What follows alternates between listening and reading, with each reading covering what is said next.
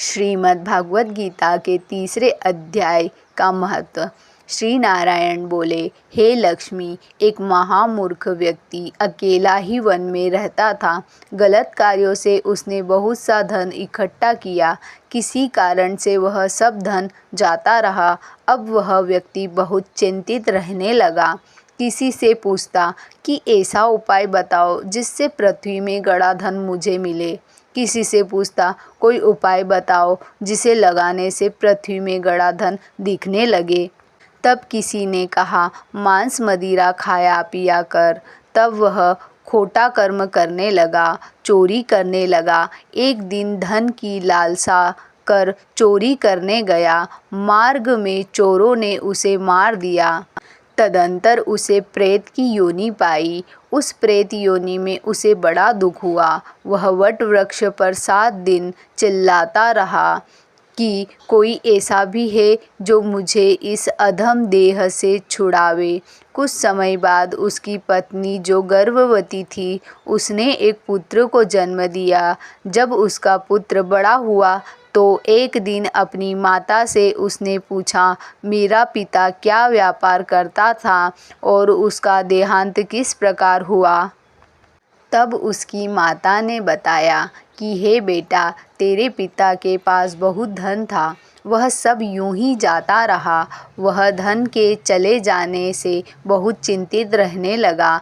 एक दिन धन की लालसा में वे चोरी करने गए, लेकिन मार्ग में चोरों ने उन्हें मार डाला। तब बेटे ने कहा, माता, उनकी गति कराई थी। माता ने कहा, नहीं कराई। बेटे ने पूछा, हे माता, उनकी गति करानी चाहिए। माँ ने कहा, अच्छी बात है। तब वह पंडितों से पूछने गया और जाकर प्रार्थना की, हे स्वामी, मेरा पिता एक दिशा में जाकर मृत्यु को प्राप्त हुए, अतः उनका उद्धार किस तरह हो सकता है। पंडितों ने कहा, तू गया जी जाकर उनकी गति कर, तब पितरों का उद्धार होगा। यह सुन वह अपनी माता की आज्ञा लेकर गया जी को गमन किया। प्रयागराज का दर्शन स्नान करके आगे को चला। रास्ते में एक वृक्ष के नीचे बैठ गया। वहाँ उसको बड़ा भय प्राप्त हुआ। यह वही वृक्ष था जहाँ उसका पिता प्रेत योनि प्राप्त हुआ था।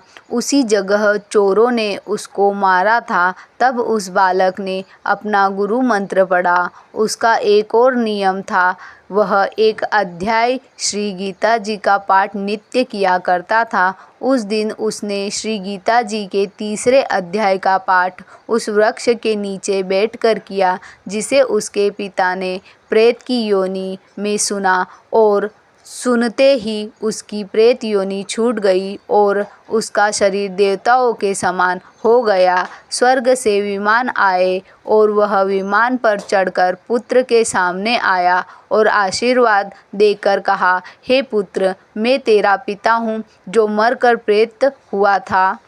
तेरे इस पाठ करने से मुझे देवताओं के समान शरीर मिला है। अब मेरा उद्धार हुआ है और तेरी कृपा से मैं स्वर्ग जा रहा हूँ। अब तू गया जी को अपनी खुशी से जा। इतना सुनकर पुत्र ने कहा, हे पिताजी, कुछ और आज्ञा करो जो मैं उसकी सेवा करूँ।